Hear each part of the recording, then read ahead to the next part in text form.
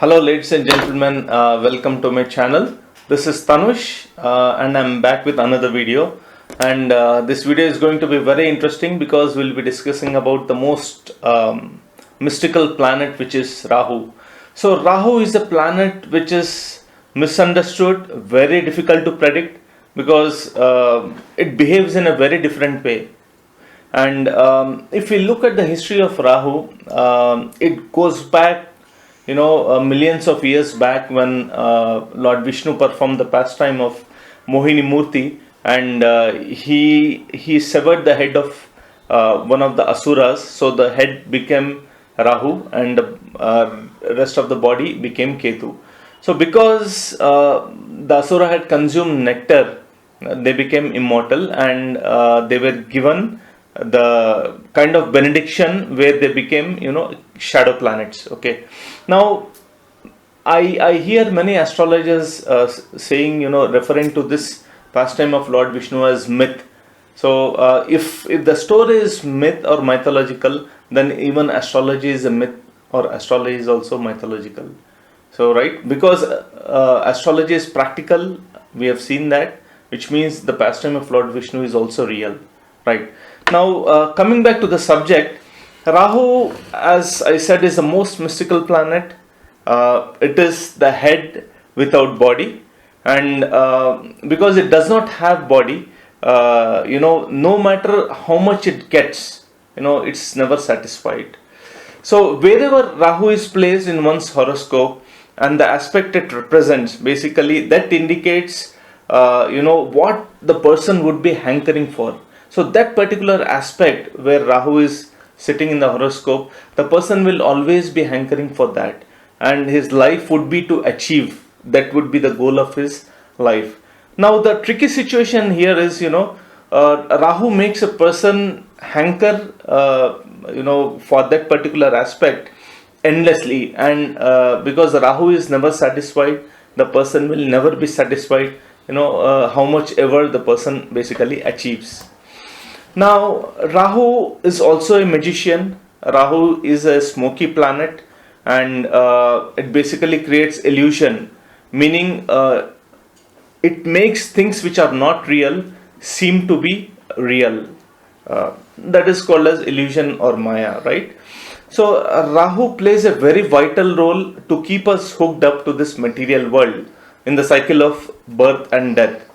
And because we consider the current life as all in all, and we are always hankering for that particular aspect of Rahu, we get entangled in this material bondage, and then we lose the opportunity for self-realization, which is the goal of human life, right?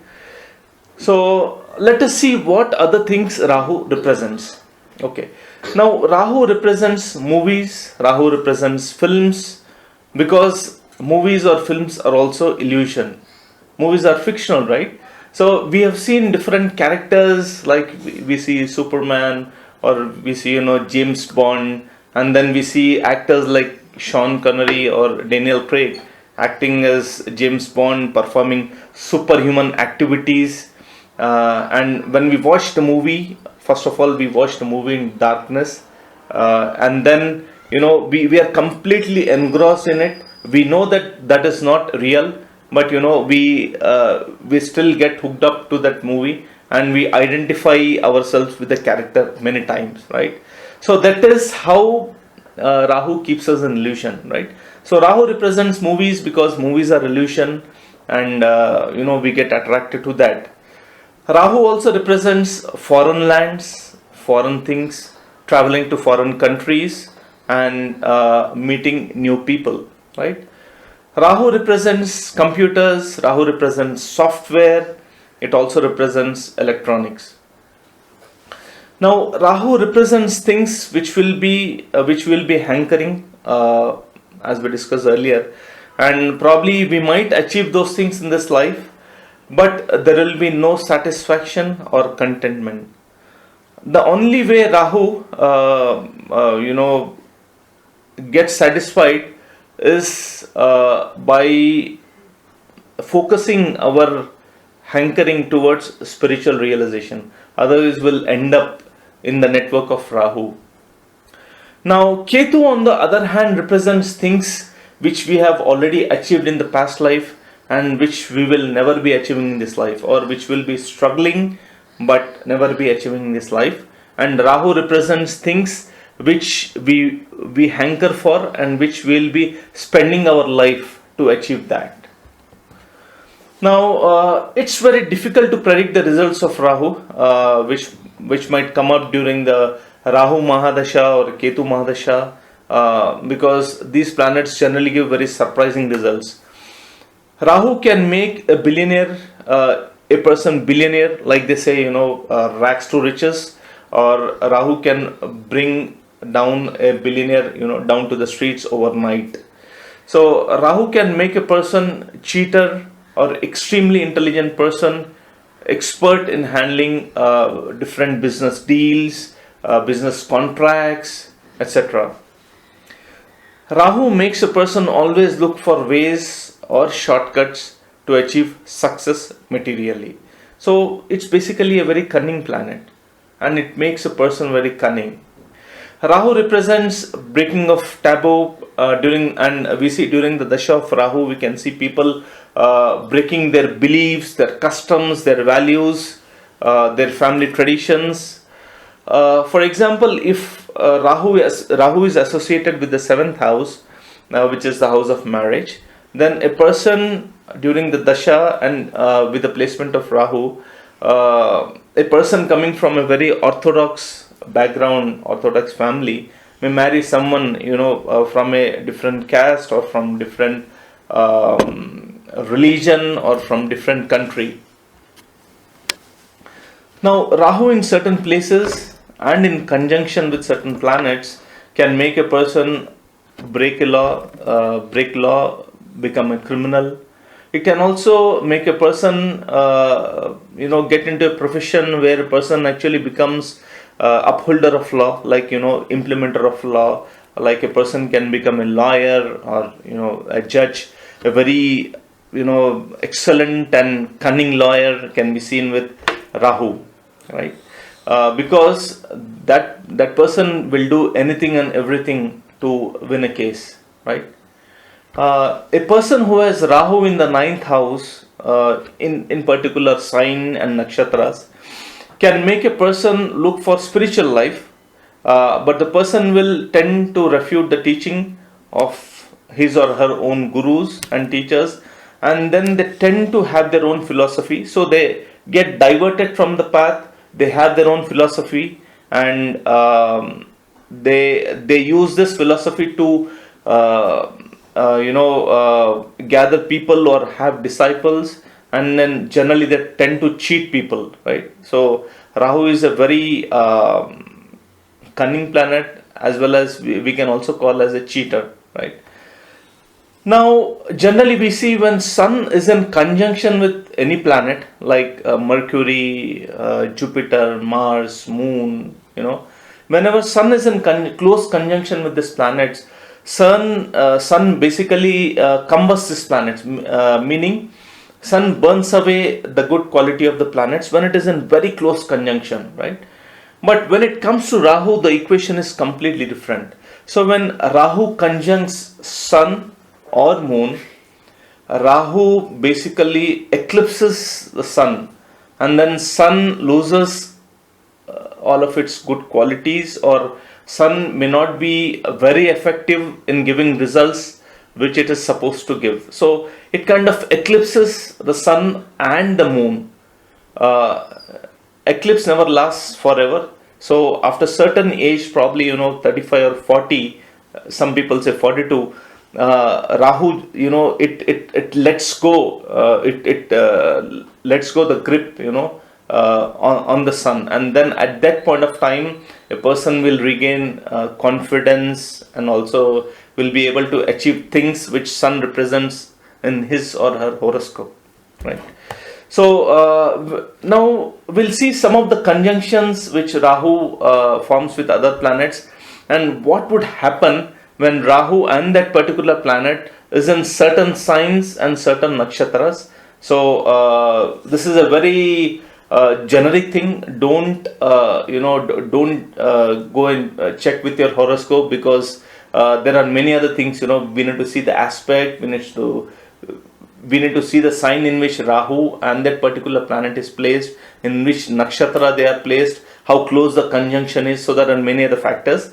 I'm just telling a very generic result which Rahu can give. So when Rahu conjuncts Venus in certain sign and nakshatra, it can make a person extremely unstable or unhappy with a partner. So these kind of people keep on changing their partner because they are not satisfied with one partner, and they get into relationship with someone. Then after some time they lose interest. Then they go on to find some other partner. They stay with them for some time, and then this goes on, and they generally never settle in their life. So maybe due to social pressure, they may get into marriage with some person, but the marriage is never happy. It's kind of dry, because the person always thinks that he has got into relationship with the wrong person. So Rahu, when conjunct with Venus in certain sign nakshatra, will make the person hanker for relationship with the opposite sex, to have multiple partners and never be satisfied. When Rahu conjuncts Mars in again particular sign and nakshatra, the person will make this conjunction will make the person extremely angry, right? So the person will have traits like the person will shout at others, and when the conjunction is close or in certain fiery signs, they can express their anger by becoming physical with others. They might hurt others. Their speech may be very harsh, and if they have other malefic effects, then this kind of people can become criminals. They can even kill other people. So very dangerous conjunction with certain aspects, of course. Now another very I would say very important conjunction is Rahu conjunction with Moon, right? So when Rahu conjuncts with Moon, because Moon represents a person's mind, it represents mother, nourishment, emotional support. So when Rahu comes with Moon, it forms a yoga known as Grahan Yoga, which is nothing but eclipse. So again, in certain signs and certain nakshatra, it can put the person in illusion, where a person might think that the person is seeing something, some unnatural or supernatural things, and the person will become extremely afraid and scary, and in certain cases they may have to visit psychiatrists and take treatment. And in certain cases, Rahu conjunct with Moon, this conjunction will actually make a person connect to the other dimension, wherein they can see things which are actually real. So others might not understand that. Others might think that this person is crazy, but the person actually can see things like ghosts. They can have ghostly experiences. They can, in certain cases, they can even talk to ghosts. So a very tricky situation. This is not common. It's a rare again conjunction in rare signs and nakshatras. But yes, Rahu conjunct Moon. People they have this this thing which Rahu actually puts them in illusion. Sometimes it may actually be illusion, or it may actually be real. Now, this conjunction is generally considered very bad in certain signs and nakshatras, and people experience things like black magic, ghosts, and sometimes they also experience aliens too. Now, Rahu represents gambling. Rahu represents prostitution, illicit relationships. Rahu represents animals, tendency of human to eat animal flesh, which will take them down spiritually, make them get entangled in this material world. Rahu also represents all sorts of intoxication like liquor, cigarettes, drugs, etc. So many spiritual paths they generally have certain principles where they avoid gambling, they avoid illicit relationships, and they avoid eating animals and also intoxication. So which means they are trying to keep Rahu away, right? Uh, Rahu is again a very mystical planet. I can go on for hours and still not be able to justify explaining what is Rahu. The most mysterious, the most adamant, the most cunning planet. Now, when people are suffering due to malefic effects of Rahu, generally people perform certain pujas, etc., and think they can transcend the effect of Rahu. One can never appease Rahu with simple chanting of Rahu mantras, etc., because Rahu is a very, very adamant planet, right?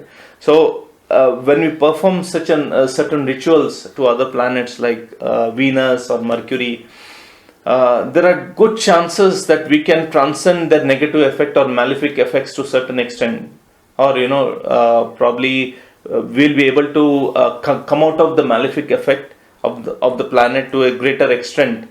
But with Rahu, that is not the case, because Rahu is extremely adamant planet, and it will never let go the person where Rahu is in whose chart Rahu is placed in a very bad spot. So the person is basically destined to suffer almost whole of its life. Now Rahu and Ketu, when they are placed in certain ways, and when other planets come between them totally, they form a yoga which is known as Kala Sarpa yoga. So people who have this yoga, they tend to suffer throughout their life. They struggle throughout their life. Their life is never smooth. They keep on struggling and they get frustrated. Rahu with certain conjunction also forms certain dosh, which is known as Pitra dosh, wherein the ancestors who are not basically relieved from this material realm, or who are still in the ghostly bodies, who have not carried on with the journey due to any reason, they basically are with the person. They create lot of blocks or hurdles in the progress of the person, and the person is again frustrated without knowing the reason. Now so do we not perform any rituals or any pujas for Rahu? Yes, we can do that. We have to do that. But actually, if you want to come out of the clutches of Rahu, or at least to a greater extent pacify Rahu, that is possible only by worshipping Lord Shiva and Lord Vishnu in certain ways, right? Otherwise one will never be able to get rid of the malefic effect of Rahu. And we have to keep in mind that Rahu is a very adamant planet, and any puja, mantras or rituals which we perform, they take a lot of time, right? And we cannot outsource these things to others. Some things we can outsource, like a priest can perform certain rituals for you, but in most of the cases you have to chant the mantras and do pujas on regular basis, and only after performing this pujas and chanting of mantras for 2 or 3 months we can actually see the result. So if we don't have an inclination to do that, if we don't have any interest to do that, then we'll not be able to come out of the clutches of Rahu. So ladies and gentlemen, this was my understanding of Rahu. So if you want to know where your Rahu is placed, and what sort of malefic effects it's giving, you can contact me. You have my WhatsApp number and you have my email ID, so you can always contact me. So thank you so much for watching this video. If you like the video, kindly subscribe to my channel. I'll be back with you again with a new video. Thank you so much.